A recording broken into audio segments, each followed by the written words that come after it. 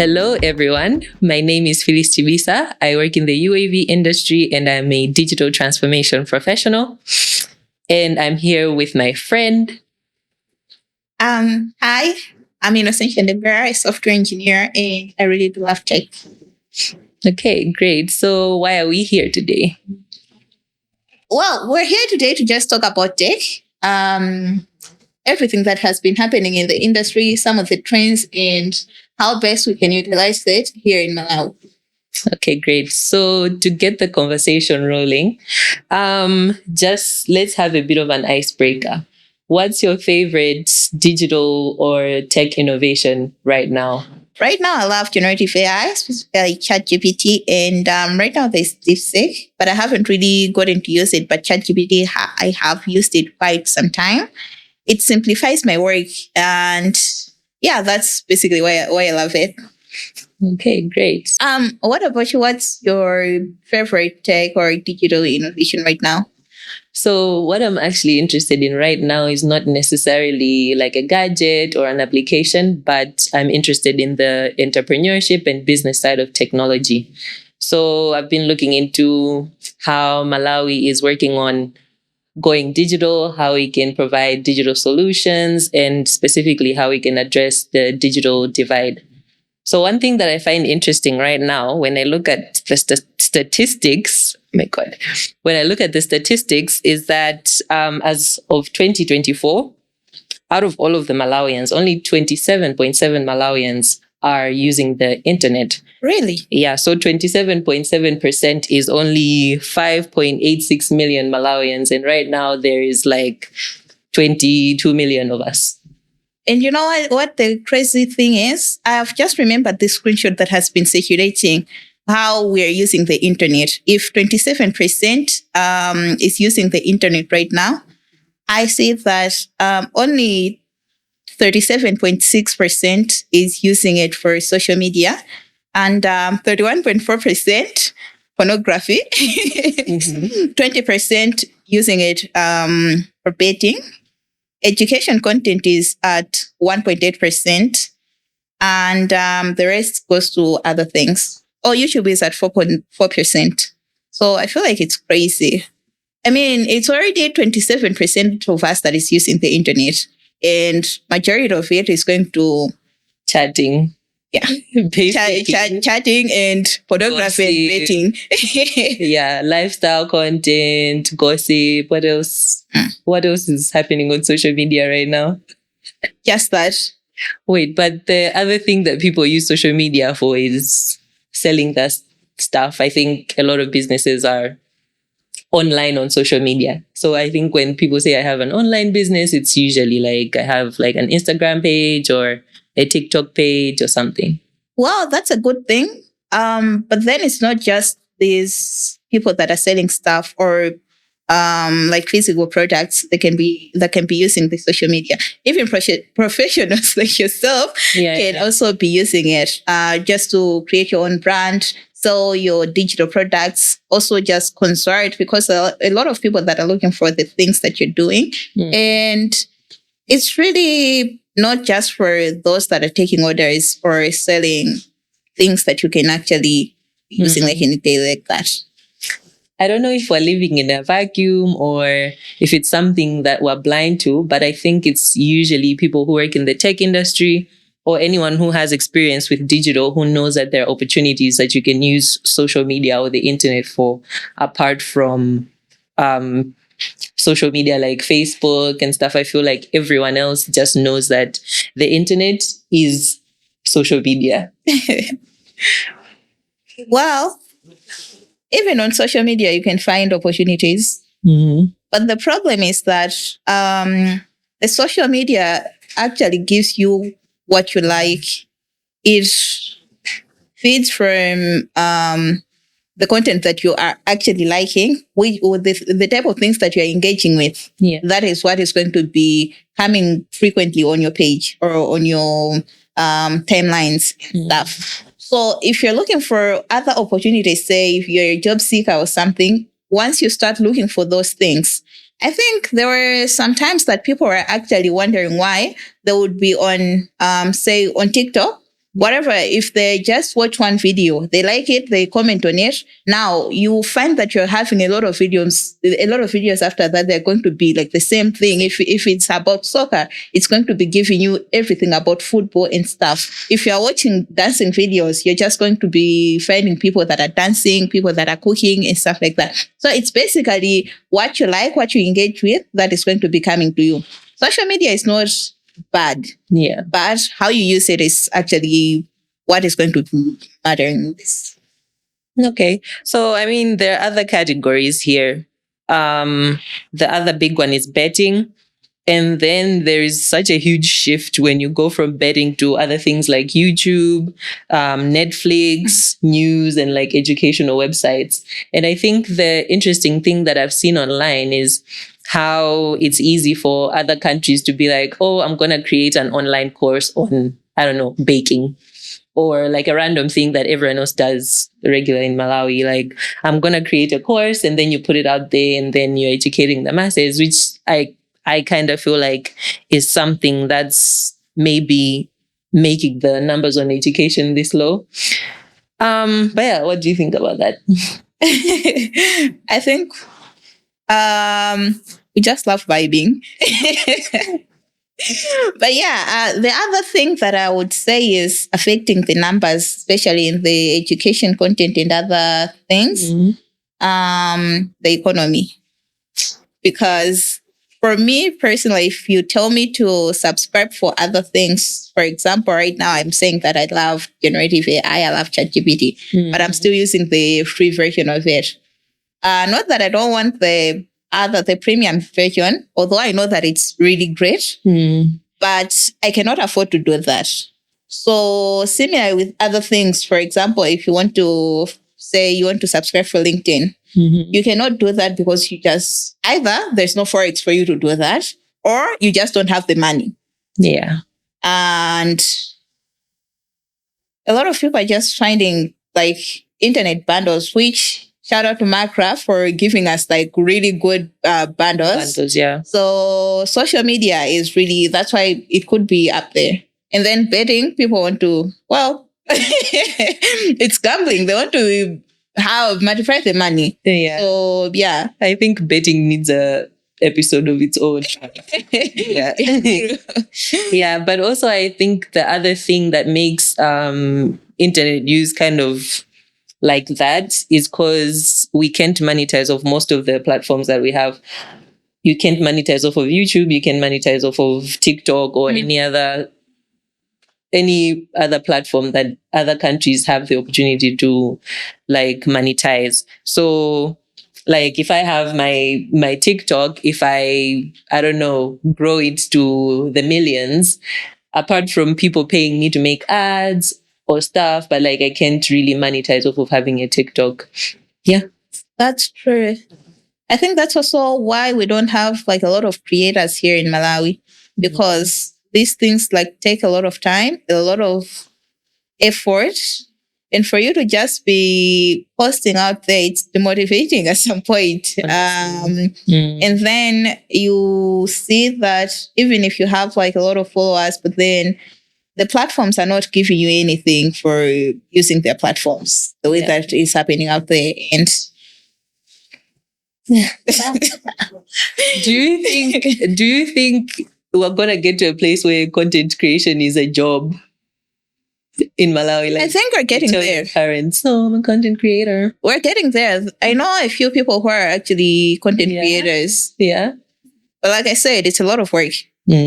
So yeah, so I mean, when I look at the screenshots and the numbers, I mean, I see the upsides and the downsides. Like there's opportunity here, but there's also challenges. So, I mean, in as much as I say there's opportunities, like one of the opportunities I see here is if you have this many people on social media, like obviously people have their businesses online. So that's an opportunity. Like you have a market, you can easily reach people. Betting, again, I'm not going to say anything on that. YouTube is very low, but again, this gives like opportunity. Again, like again, let's get back to the content creating. Make your videos, post on YouTube. And the funny thing is, we learn a lot from YouTube. You can learn the most random skill on YouTube, but there's not many Malawian related skills that we're learning on YouTube. I remember the one time I had to Google how to cook nsima because I was showing it to someone from Kenya, and nsima is different from ours. So I was like, let me look for a video so I show you how we do it. And did you find it?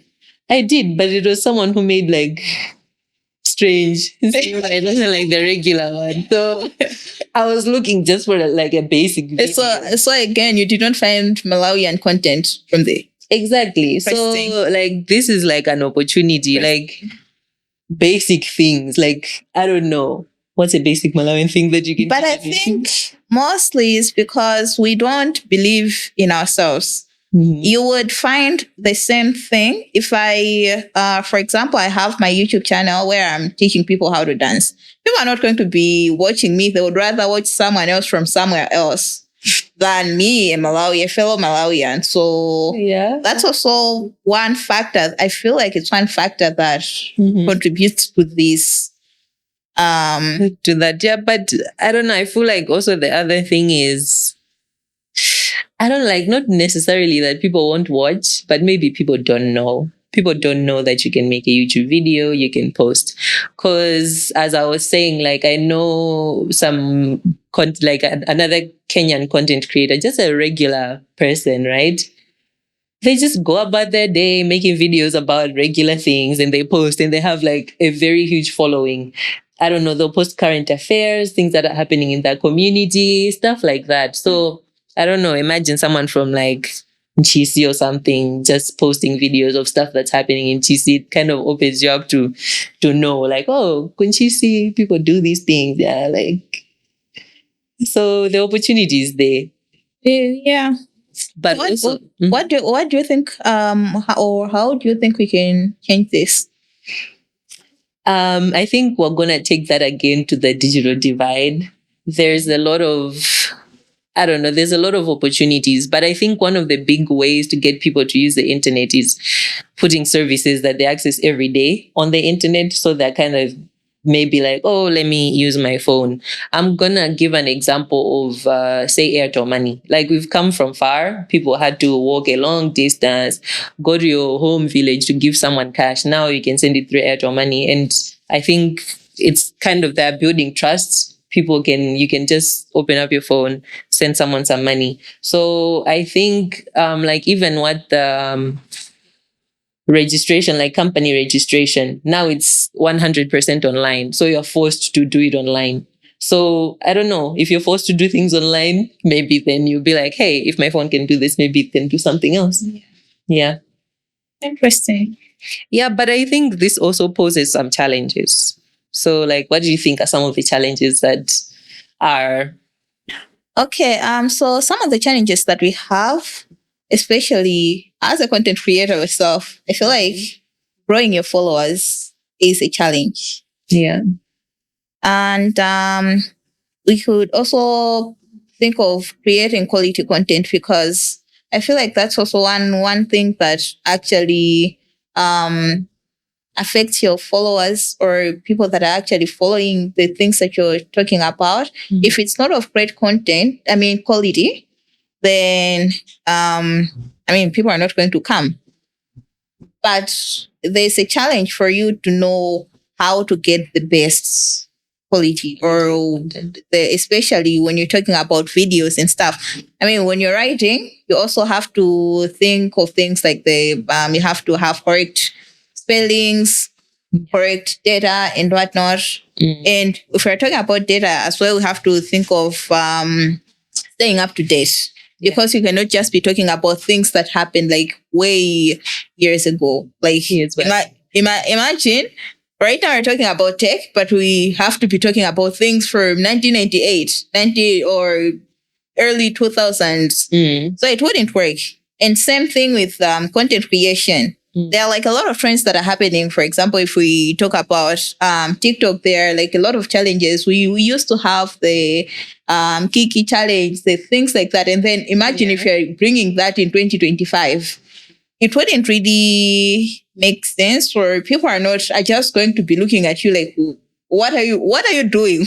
What is this? So those are some of the things that are challenges. Yeah, I mean, for me, one of the biggest challenges that I see could be, I talked about the literacy thing. Like most people don't know. Most people don't know how to use the internet or how to use it well. I think one of the challenges here is, I mean, we're talking about all these numbers, but we have to remember that this is only 27.7% of Malawians. So one of the challenges is access. People don't have phones. Let's begin there. And then now we're seeing that the ones who do are using it to chat. So that's one of the biggest challenges that I see. This kind of sounds like a simple thing, but like I was talking to a friend one day who told me that at a time in Rwanda, they were encouraging people who have like 2 phones or 2 laptops to give it to, I don't know, like a government place. So they gave it to people who didn't have it so they can use it and also have access to phones and stuff. So what I'm seeing here, for me, the biggest thing that I see here is access. Most people don't have access to digital tools, like don't have computers. And when we talk about education, most schools don't have computer labs. If people have computer labs, they don't have the internet, they don't have electricity. They might not even have a school building block to put the computers. So there's a lot of stuff that goes into the numbers being this way. And I think because the coming in of the internet and smartphones really started with Facebook and stuff, and now we're creating all these social media platforms. And to be honest, social media is fun. It is fun. It is fun. So because we really associate it with a fun thing than we do an educational place, a marketing place, a tool. Like you don't see it as those things. Yeah, you that's see it true. first as this is just going to be fun. I remember when I was just starting out in tech. Yeah. So I do love posting about tech, about my journey, and just basically some of the things that I'm doing. One of my friends back then came to me and then asked me why I keep on talking about tech on my Twitter when I can just be joining the conversation that is happening at the time. For example, if there are gossips or some other things, just bans or whatever. But I would rather go there, talk about tech.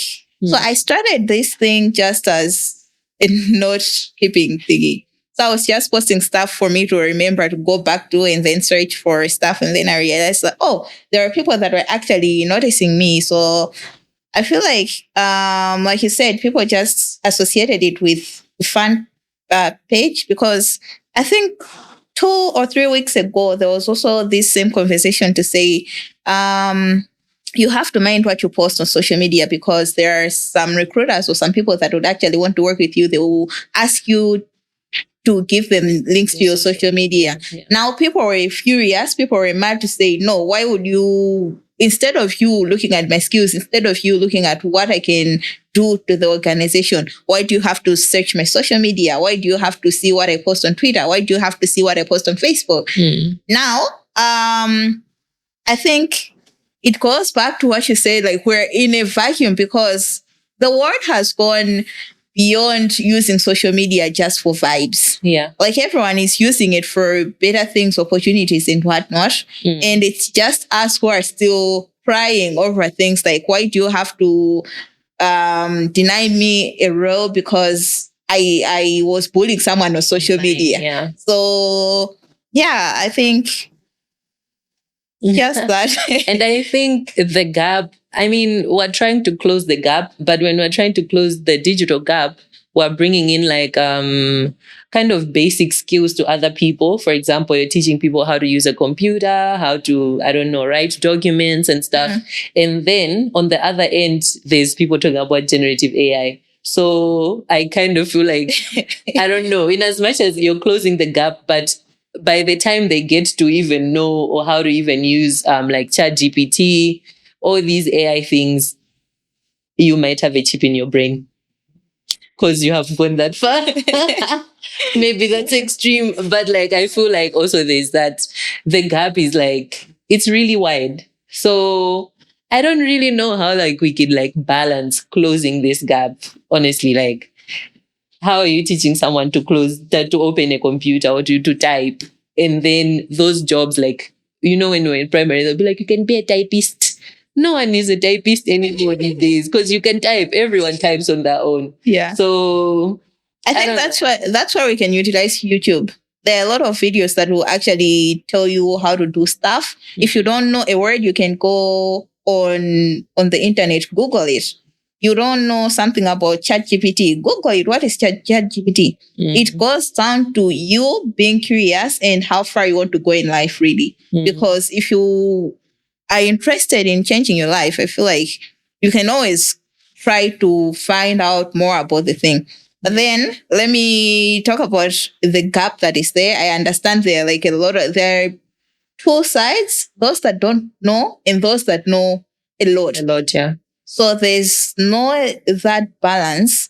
Now I feel like for you to have the balance, but that's also a misconception because like all the types of people that are there. It's just that maybe you're exposed to these people that know a lot and these people that don't know. So how you search through the social media or the platform that you're trying to get the information is going to give you everything or access to what you want. If you search for things that are beginner friendly, you're going to find them. Beginner friendly stuff, yeah, true. You're going to find them. Okay, so we were discussing the challenges. So you spoke about you're most interested in generative AI now. So I think the one thing that most of us know now is ChatGPT, and we saw all the DeepSeek news that was out there. And then right now, like the way you see the landscape and how people utilize ChatGPT, like what's your just like a general idea of how things are going from not only the tech perspective of it, but like from a general user, like a general basic user? So I do different projects per day. So for example, like I said, I'm a software engineer. I also lead a community of women in tech. And I love content. So all these things I have to find balance for for how I'm going to be interacting with people, for example, in my community, people in other communities, and how I'm going to be coding or when I'm going to be, say, giving content. Yeah. So I usually use ChatGPT to help me with that. At first, it was just a tool that was going to, maybe if I don't understand something, I'm going to go there, replacing Wikipedia. But anyways, right now, I found it very useful because I would actually go there, ask it to give me a breakdown of how my day should be looking like, especially if I'm going to have like busy days for my 9 to 5 work. Now, but then I cannot neglect the other engagements that I have. I still have to talk to people. I still have to get to the other things that I have to be doing. So that's where ChatGPT comes in. So the first thing that I did, now there's this, I don't know if it's a stereotype or whatever, but people are actually afraid that they are stealing their data. Or but I don't know. For some reason, I just feed it. Same. I just feed it, and I found that after telling it like a lot of things about the things that I'm doing or the projects, I get to have, it's like having an assistant, Yeah. And it gets better. It gets better with time. It's like you're teaching it how you want your work to be done, and then it gives you exactly what you want. Yeah. It's not doing my job, but it's helping me do my job much better. Yeah. And I think for me, as you said, like I also have multiple things that I'm working on. So I also do my content and I'm doing school and I have my job. So for me, it's not necessarily asking it how I can do my tasks, but most of the times I love to strategize things. I love things to go in like a certain way. So for example, when I'm doing my content, because I remember watching a show on how to host a podcast, for example, right? And one of the skills the person said was to literally use AI. So in as much as people want to be like, oh, I want to be original, I want to this, I want to that, but you have to understand that you're going to get different guests, you're going to talk about different subject matter, and in things that you don't really know much, you read and you know the background information, but it also helps you. How well can I, for example, post a LinkedIn post about this? How well can I ask questions? What are some of the important questions that I can ask? And when it comes to writing for school, I think that's one of the biggest things that people are struggling with, because there's a lot of plagiarism issues that are going around because people are telling ChatGPT to write your entire essay. And when it comes to that, I had read an essay of recent, and luckily, because I'm studying digital transformation, they were like, well, it's kind of ironic if you can't use ChatGPT while you're studying in digital transformation, because then it's like, what are we doing? So luckily, I can reference ChatGPT, but I have to give on backup information to be like, oh, well, ChatGPT says, I don't know, this led to this, but like using this information that I read from this paper, it kind of backs up what ChatGPT is saying. That's one of the ways. And one of the other good ways that I found, like how to use it to write, is to strategize. Is this making sense? How can I reduce the words? How can I increase the words? Or stuff like that. Not necessarily write an essay on how we became human beings and then you let the thing write the entire thing. I think people kind of miss the fact that ChatGPT is an assistant. Like I said, Exactly. the way that I use it is just, it's not me. I cannot just take its work like that and then put it out there. I have to think, I have to work on it, and then it has to assist me on how best to present it. Either that, or maybe I have multiple deadlines, and then I have to think, or I have to strategize on how I should go about these things and then present them much better. So I feel like that's where now a lot of people miss. Like you said, they would go to ChatGPT and say, write this essay for me. You're not supposed to do that. You have to write it yourself, maybe if you are lacking some information, because I feel like a few weeks ago, okay, maybe last week, the other week, 2 weeks ago, I had bad migraines. The whole week I did not do anything. And then, you know how AI news, if you just blink once, you're going to have like a lot of information. Honestly. I just went to ChatGPT, and then I asked it to give me all the, not the actual news, but first I asked it to give me the sites where I can find the news that was happening. And then it gave me links. And right now with the new version, it's much better because you can ask it to give you like the links. Sources, you can ask it, even giving you a diagram to maybe if from here you have to go there. And then that's what I asked it. Like, give me the links to the news sources that I have to read. And then after that, after reading, I said, okay, summarize it for me. And then I was like, oh, okay, so I understood this. And then if I don't understand something, I go back to it like, hey, I don't understand this. Can you help me with this? And then I feel like that's one way that you could look at it. Yeah. But not necessarily giving it everything to say, To do everything for you. do this for me. No. Yeah. Even a CEO doesn't do that with the employees. He's there to strategize, to think like the big person, and then ask for assistance. You say, like, you go to the marketing officer, like, come up with a marketing plan. And then he will have to take it from there to see, I don't know, maybe deny or accept it. And then it has to, whatever happens. And so, yeah, I feel like that's the same thing that you can be looking at ChatGPT and not.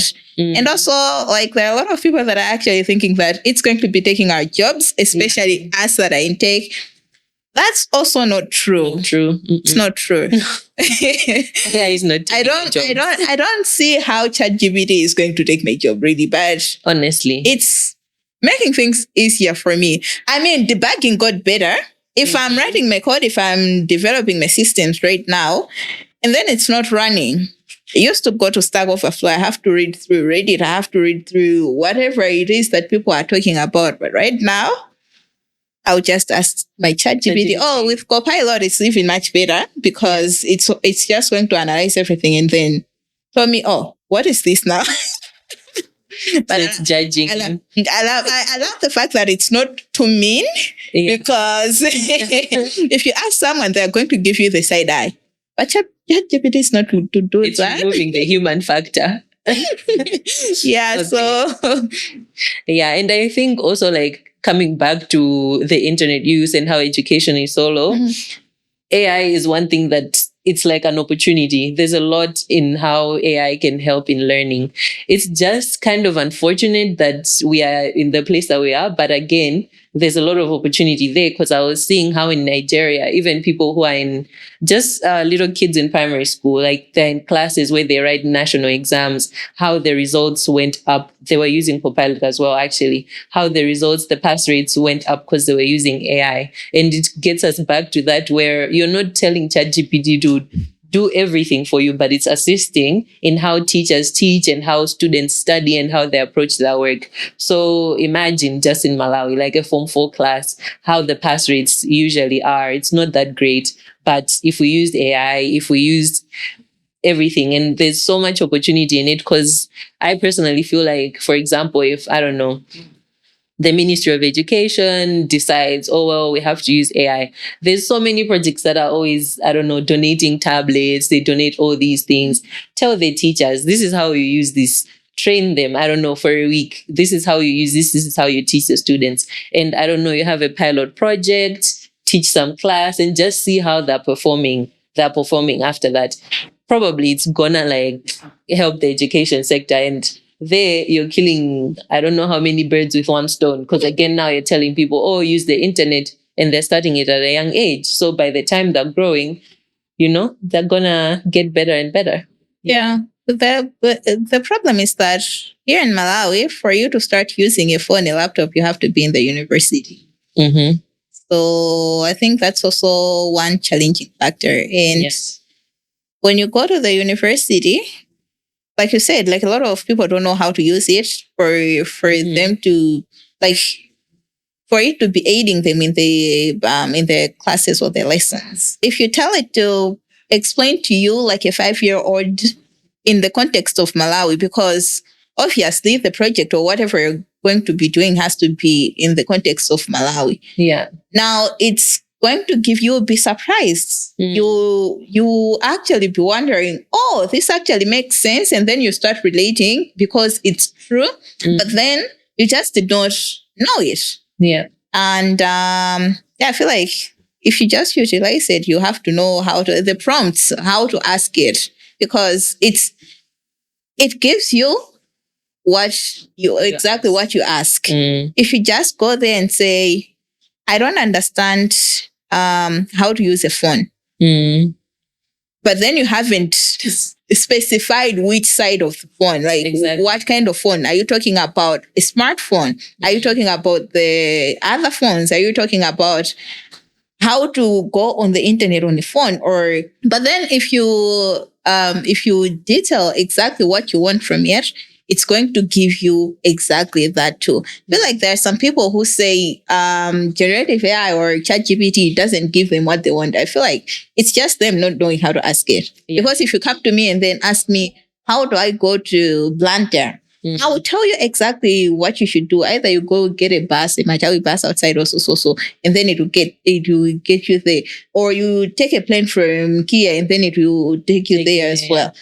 But then if you tell me, I'm looking for something that will manage. I only have 15,000 kwacha, but I want to go to Blantyre. I'll be like, oh, okay. Then the best option that you have is you have to go to Total and then find these small cars. Yeah. That's how you're going to get to Blantyre. And then just tell the driver that you're going to Blantyre. He's going to tell you once you get there. And then all these other options, obviously, they are not going to be of use to you. So I'm not going to give you because... Yeah. So it's the same thing. If you ask ChatGPT a broader question, it's also going to give you something which is broad. Yeah. But then if you're going to be specific, it's also going to give you exactly what you want. So, yeah. Yeah. So Anyway, there's a lot to unpack here when it comes to ChatGPT, when it comes to AI, when it comes to tech opportunities, challenges, and everything when it comes to tech in Malawi. So we're just going to wrap this up. But before we finish, I'm just going to ask you, like, what's the one thing you're very excited about and that you're looking forward to when it comes to tech in Malawi? Right now, what I'm looking forward to seeing, I feel like there are like a lot of people are discovering tech, and that's beautiful to see. Yeah. There are a lot of opportunities and taps opportunities, and people are discovering them. It's beautiful to see, like I already mentioned. And yeah, I'm excited for it. I'm here for it. And this AI, I'm just looking forward to seeing what it's going to do was like here in Malawi. Okay, I think for me, the one thing that I'm excited about is seeing how tech entrepreneurs are going to grow. The one thing that I really hope to see is to see a product that's not only for Malawi, but something that we can sell, for example, to all these other countries in the southern part of Africa, and something that can be Malawian, like original Malawian, and benefit not just us. So that's the one thing that I'm very excited about. So yeah, that's it from us. And until next time, goodbye. Bye.